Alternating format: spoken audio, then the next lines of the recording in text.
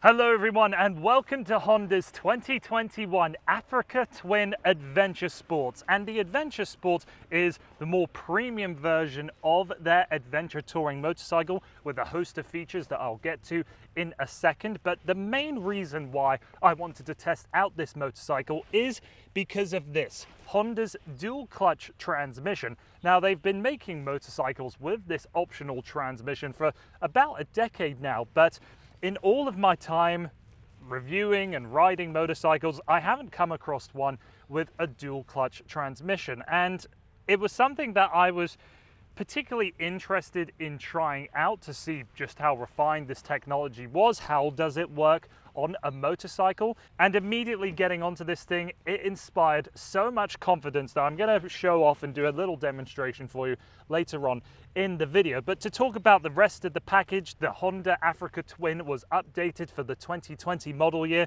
with a thinner, lighter and stiffer frame, with 9.1 inches of suspension travel for the front forks and 8.7 for the rear. It's a Showa adaptive suspension system. The 998cc parallel twin engine was upsized to now have 1084, and it is still available with a 6-speed manual transmission. The 6-speed dual clutch adds another $1,000 to the Africa Twin or the Africa Twin Adventure Sports and weighs a little more, about 22 pounds extra over the manual transmission. That makes a wet weight for the DCT Adventure Sports model at 551 pounds. Now with the Adventure Sports, you're going to notice that the fairing and the tank shape around here is slightly different. That's because we have a larger fuel tank, 6 liters larger than the Africa Twin. You've got some added features like heated grips, exclusive color combinations, adaptive cornering headlights, and here on this motorcycle, Bridgestone Battle Axe Adventure Cross Touring tires.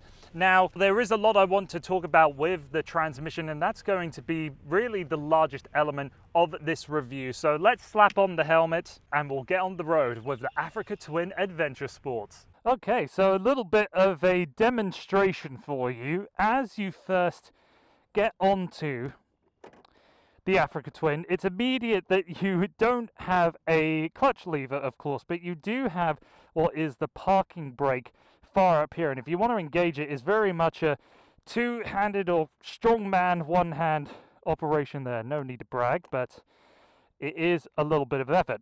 But once you're on the motorcycle, you can just start it up if you're in neutral, and you can select right away drive. Now, if you have drive selected, it will click in, and that's one of the most fascinating things about being on this motorcycle, is that you hear all the gear changing as if you were doing it yourself, stamping up and down on the foot lever and so on, but it's the computer doing it all for you. Now, this dual clutch is using a throttle by wire system, so even the tiniest amount of throttle, you move forward. And to me, I quite like that. I like that it's always that consistency, and something like when you're on a scooter and you have to twist to what is the right moment of the clutch disengaging from a CVT to make you move forward. You don't experience that in this because you are always constantly in first gear.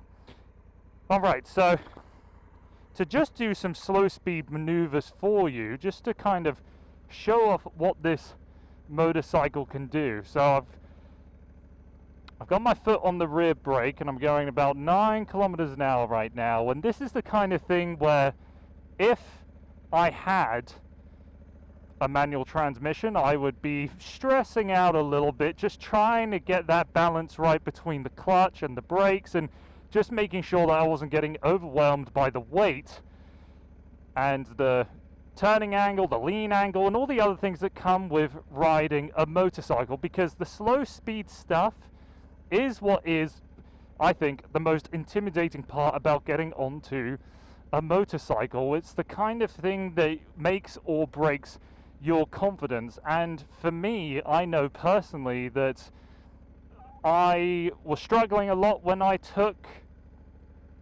the courses needed to get your motorcycle. Well, you don't need to get them to get your motorcycle license, but what would make me a more competent rider so I would feel comfortable taking out manufacturer's kit and testing their products. And with this, I don't know if it would be the right thing as a first motorcycle, but if you ever had the thought that, oh, I can't shift a manual transmission on a bike, or I don't understand clutch feel, I don't understand anything like that, then the $1,000 that you're going to spend towards the DCT, whether it's in this or Honda's Rebel or Goldwing, it's just stellar. There's absolutely no brain power for me going in right now. So whether this is the kind of system that you want because you're just no longer confident in your shifting, maybe you have some form of a disability, or you just don't want to shift, simple as that, this is an absolutely excellent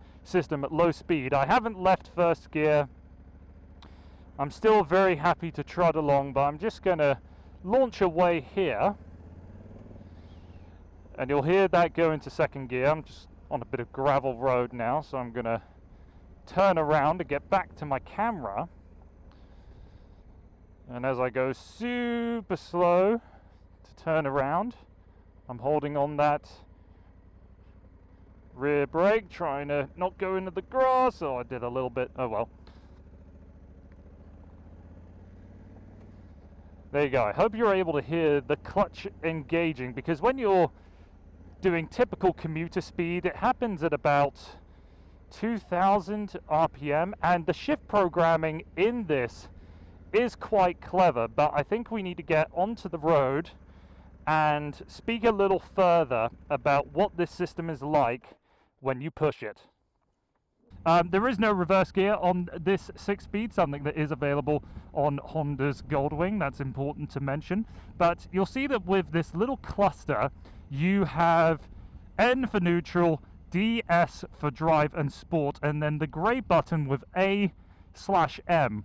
And that is automatic / manual, because one of the most fascinating elements of this dual clutch transmission is if you want to change gears yourself. But first of all, I'll just quickly say that with drive, when you're just doing very calm pace like this, it does seem like the gears always want to shift at 2,000 RPM, which does seem a little bit early with all my previous motorcycling experience, but the dual clutch does have very different ratios to the 6-speed manual. So where at 2,000 RPM, if I was on the manual version of this motorcycle, I might think, oh, I'm laboring the engine a bit too much at 2,000. Here, no problem at all. I can roll on the throttle, and I've got a good amount of kickback as the transmission steps down a couple gears. But as soon as I start to act like a little more of a enthusiast behind the handlebars, the transmission is smart enough to keep this kind of hovering around the 3,000-4,000 RPM. It always seems to know what it is I want, but if I want it to be a little more suggestive, you can go into sport, where the RPMs are definitely held a lot higher, and with that you can have a little more of a reaction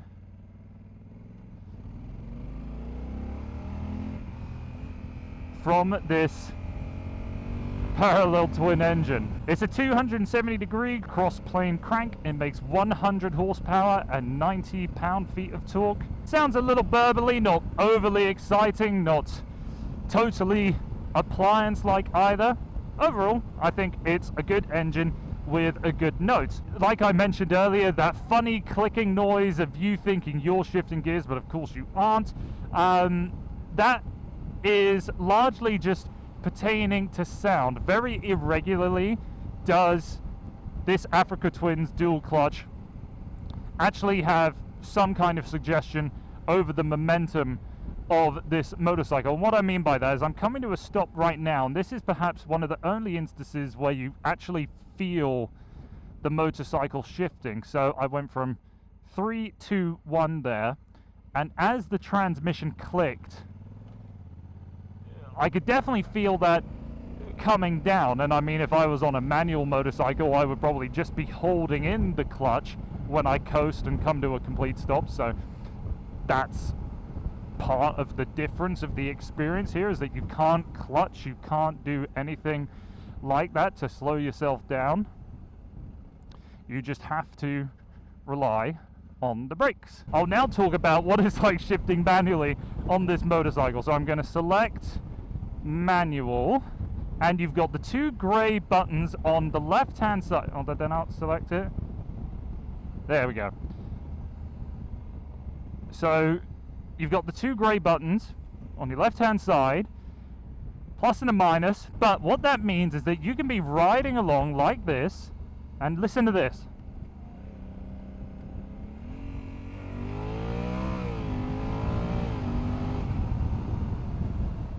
The shifting in this paddle shifter mode is honestly quite stunning. When I'm going to slow down a bit and go down to first gear and really try and notice the smoothness for when I shift gears going up.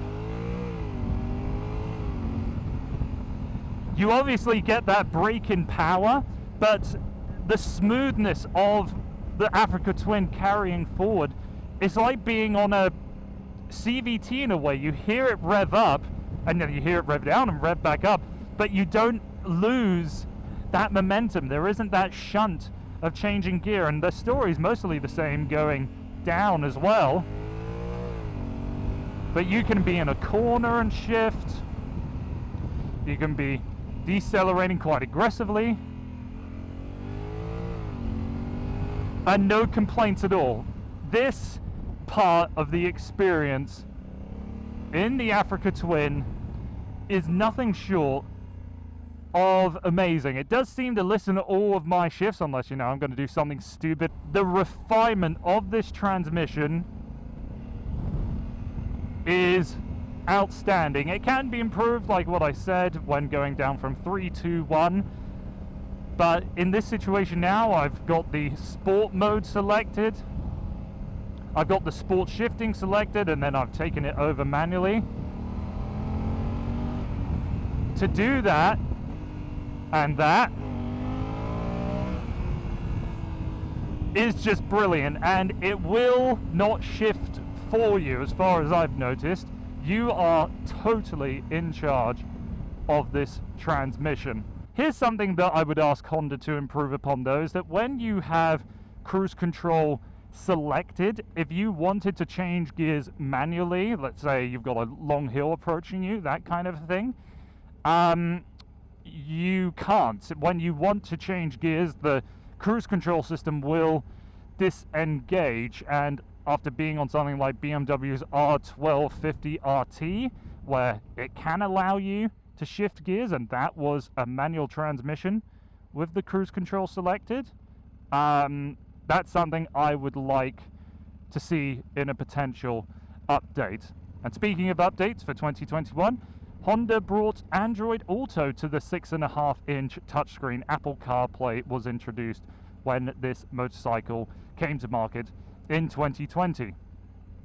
So I know I didn't spend too much time talking about the rest of the experience on the Africa Twin, but I am hardly the first person to get behind the handlebars of this motorcycle, and I really wanted to give my first impressions, my honest week-long living with this DCT, and if I could recommend it to anyone, and the answer is simply yes. Really, there's only two downsides: the additional weight and the additional cost, but really you're not going to notice the weight, and when it comes to the additional price, it is well worth the money.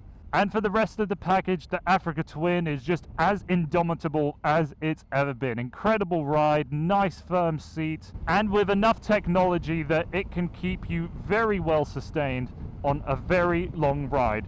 So thank you very much for taking the time to watching this video, and I hope to see you again on the channel soon.